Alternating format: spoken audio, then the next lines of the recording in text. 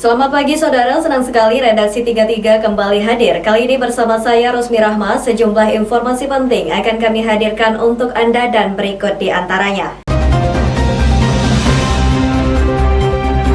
Korban virus corona berjatuhan. Hanya berselang sehari di kota Samarinda, total jenazah dimakamkan dengan protokol COVID-19 sudah 198 orang. Padahal sehari sebelumnya ada 192 jenazah. Tren kenaikan angka kematian semakin membuat khawatir kalangan relawan, ditambah lagi adanya aksi demonstrasi menentang Undang-Undang Omnibus Law yang tidak mengindahkan protokol kesehatan. Inilah suasana demonstrasi yang berlangsung di DPRD Kaltim dan kantor gubernur dalam sepekan terakhir pasca diumumkannya Undang-Undang tentang Cipta Kerja atau yang akrab disebut Omnibus Law. Di saat pemerintah kota Samarinda berjuang keras menurunkan angka penularan virus di masyarakat dengan mengeluarkan kebijakan pembatasan sosial, larangan berkumpul dalam jumlah besar, dan wajib memakai masker. Yang terjadi adalah pembiaran pada aksi-aksi demonstrasi di kota ini. Tim Satgas Penanganan COVID-19 Kota Samarinda mengakui, kini sudah 198 jenazah dikubur dengan protokol kesehatan di pemakaman khusus pasien terinfeksi COVID-19 di Serayu, Tanah Merah, Samarinda Utara. Selamat pagi, hari ini tanggal 11 Oktober 2020, tepat pukul 11.00. Kami dari Tim Satgas Penanganan COVID-19 Kota Samarinda kembali melakukan prosesi pemakaman secara protokol COVID kepada jenazah dengan nomor urut 198 dengan inisial SDL, berjenis kelamin perempuan, beragama Kristen Protestan, berusia 52 tahun. Mulai dirawat di Rumah Sakit Abdul Wahab Sarani pada tanggal 6 Oktober 2020 dengan diagnosis pneumonia COVID-19 dan dinyatakan meninggal dunia pada tanggal 10 Oktober 2020 tepat pukul 22:58 dengan hasil swabnya terkonfirmasi positif COVID-19. Saat ini sedang dilakukan pemakamannya secara protokol COVID di pemakaman umum Kristen Protestan Serayu, Tanah Merah, Samarinda. Dalam suasana mencekam penularan virus yang terus membesar, berbagai kalangan mulai gelisah adanya aksi-aksi demonstrasi yang rentan dengan penularan virus. Salah seorang relawan yang ikut mengawal penanganan COVID-19 di Kota Tepian, Joko Iswanto, Ketua Info Samarinda, mengingatkan agar aksi demonstrasi tetap memperhatikan protokol kesehatan. Sampaikan kepada rekan-rekan kami dari mahasiswa yang hingga saat ini menyampaikan aspirasi penolakan Omnibus Law di seluruh Indonesia dan khususnya Kalimantan Timur agar tetap menjaga kondisivitas, keamanan, ketertiban yang sudah sangat terjaga di Provinsi Kalimantan Timur, khususnya Kota Samarinda. Jika ingin menyampaikan aspirasi, hendaknya dilakukan dengan cara-cara konstitusional, dengan cara-cara baik, sehingga nantinya tidak ada masyarakat yang dirugikan. Kita harapkan Samarinda tetap aman, damai, dan kondisi ini akan terus berlangsung sehingga perekonomian di Samarinda terjaga. Tim Kaltim TV melaporkan.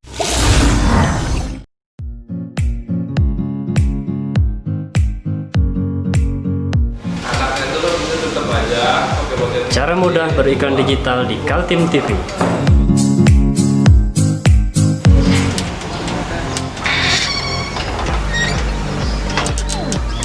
Yang pertama, jadilah sahabat Kaltim TV.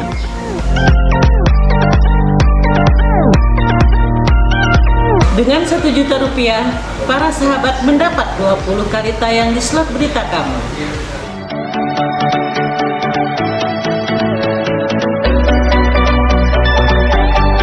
Dengan 20 detik, dapat menjangkau 20.000 penonton. Anda beruntung karena mendapat kesempatan perdana dari kami. Ayo jadilah sahabat Kaltim TV.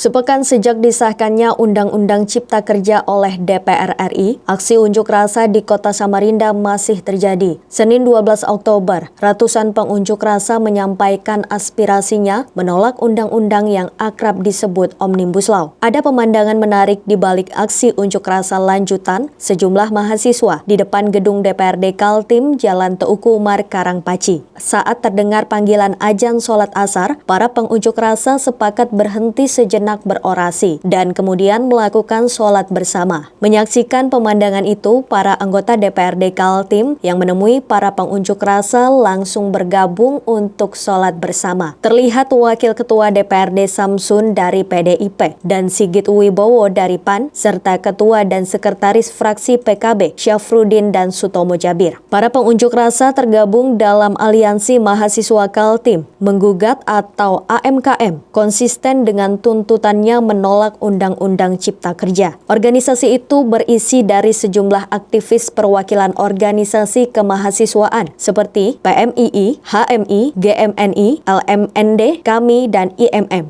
Sejumlah petugas kepolisian yang berjaga-jaga di lokasi juga ikut bergabung melakukan sholat bersama.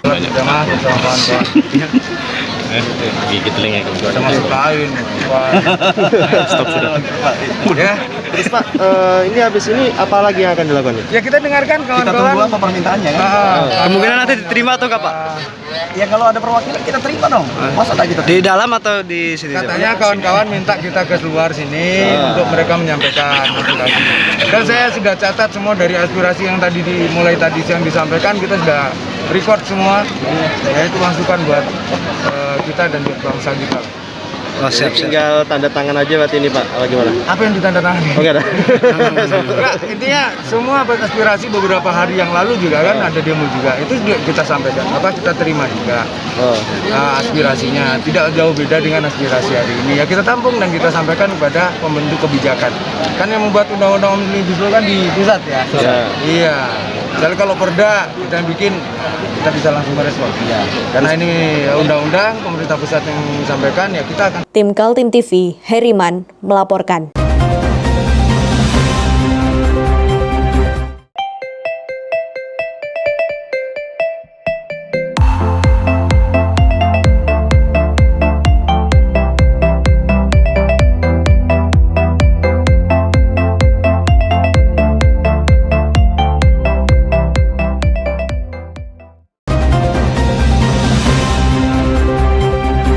Penggerebekan tim Reskim Mabes Polri ke lokasi di Dusun Antai, Desa Sebulu Modern menemukan adanya kegiatan ilegal. Tim Polri sudah memasang polis lain di kawasan tambang ilegal. Ditelusuri ke lokasi, terlihat papan pengumuman bahwa lahan di situ dalam proses penyelidikan dan penyidikan Direktorat Tindak Pidana Tertentu Barreskrim Polri. Tersangkanya dijerat Undang-Undang Nomor 4 Tahun 2009 tentang pertambangan mineral dan batu bara. Ada juga sejumlah alat berat di polis lain, yaitu sebanyak 16 unit truk roda 10 dan 5 unit alat berat. Kepala Desa Sebulu Modern Jumadin yang dikonfirmasi mengakui adanya penambangan batu bara secara ilegal di desanya.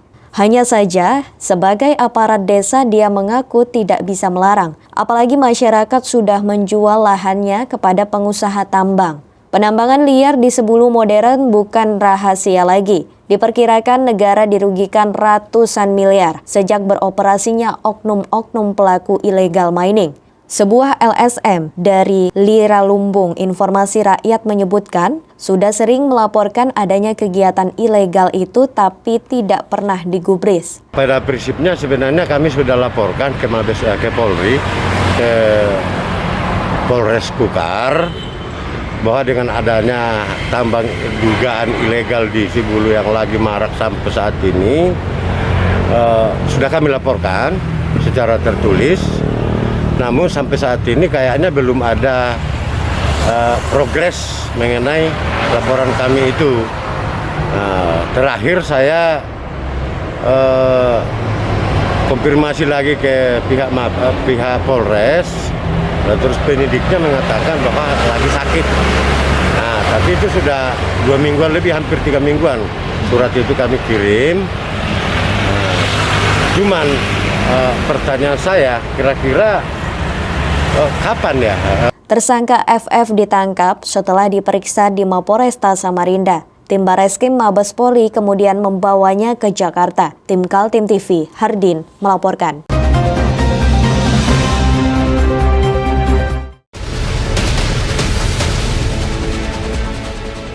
Mari kita memerangi virus corona dengan mematuhi imbauan pemerintah Stay at home.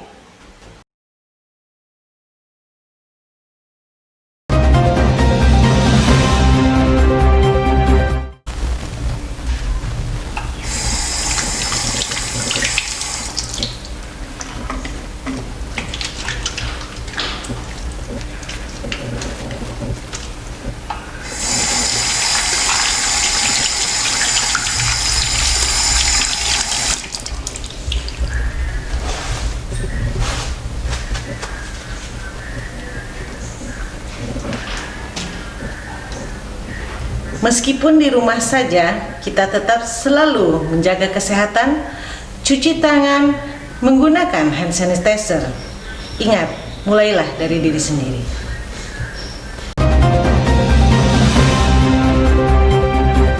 Aksi demonstrasi mahasiswa menolak Undang-Undang Cipta Kerja berbuntut protes dari 3 organisasi kewartawanan di Kalimantan Timur, AJI, PWI, dan IJTI. Ketiga organisasi menyayangkan terjadinya insiden kekerasan aparat kepolisian terhadap wartawan yang sedang melakukan liputan. Peristiwa itu terjadi Kamis 8 Oktober saat polisi sudah membubarkan massa yang melakukan demonstrasi di depan gedung DPRD Kaltim. Suasana mulai tidak kondusif karena terjadi lemparan benda-benda keras. Polisi mengamankan sekitar 12 orang peserta unjuk rasa dan membawa ke Mapolresta Jalan Slamet Riyadi, Karangasem. Para demonstran yang mengetahui rekan-rekannya ditangkap mendatangi Mapolresta dan meminta agar polisi melepaskan. Saat itulah suasana memanas yang berbuntut nyaris bentrokan. 5 wartawan yang datang meliput di Mapolres mendapat tindakan represif dari petugas kepolisian. Ada yang mengaku dijambak, diinjak kaki, dihardik dengan kata-kata kasar dan meminta menghapus video hasil rekaman.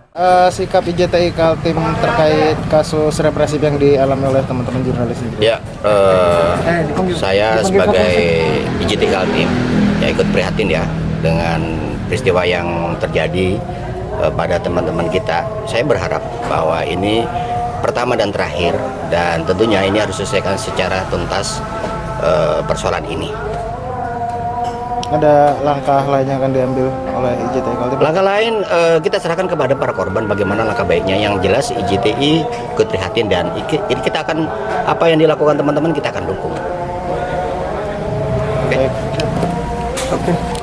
Kapolresta Samarinda Kombes Arif Budiman langsung merespon protes dari 3 organisasi wartawan. Kapolres meminta maaf dan akan menyelidiki apakah ada pelanggaran dilakukan petugasnya saat peristiwa di Mapolresta. Selama ini hubungan polisi dengan wartawan di kota Samarinda sangat baik, sehingga besar kemungkinan insiden itu adalah kesalahpahaman. Tim Kaltim TV melaporkan.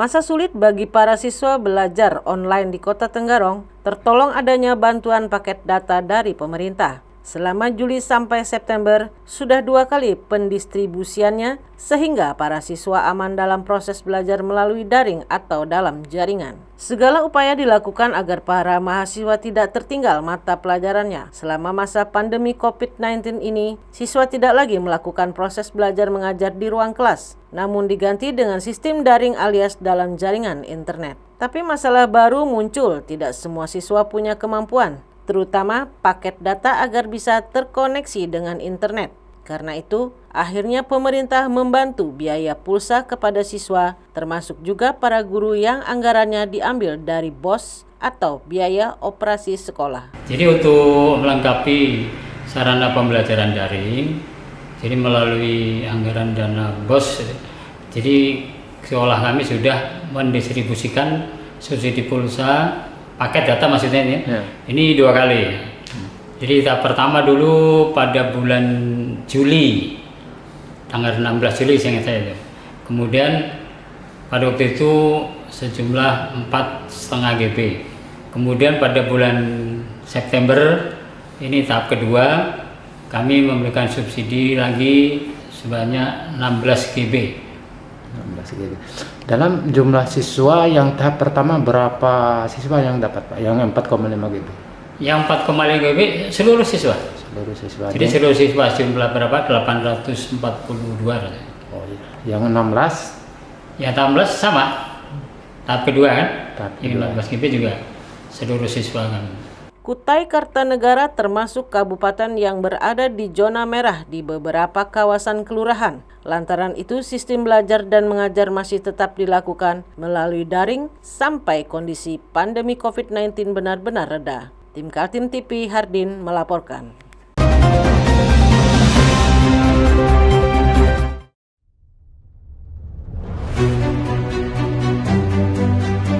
Hari ini kita ada kegiatan untuk membungkus sembako untuk dibagikan ke masyarakat yang membutuhkan karena COVID-19 ini.